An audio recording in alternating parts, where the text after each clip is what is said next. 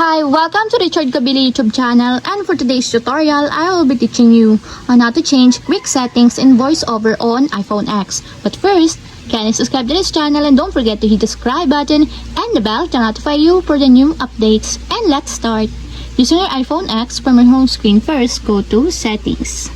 Then in the settings, scroll down and find the accessibility and then tap. Then in the accessibility, go to vision section and then tap the voiceover. Then after that, in the voiceover, scroll down again and then tap the quick settings. Then in the quick settings, for example, you want to add the activities, just tap it until there's a check mark on the side. And if you want to add also the always speak notification, just tap it until there's also a check mark on the side. And lastly, if you want to add the audio ducking, just tap it also until there's a check mark on the side. And if you want to remove this in your quick settings, just tap it again to remove, just like this. And that's it, we have successfully changed quick settings in voiceover on iPhone X. If you have a question, kindly comment down below and don't forget to hit the subscribe button and the bell to notify you for the new updates.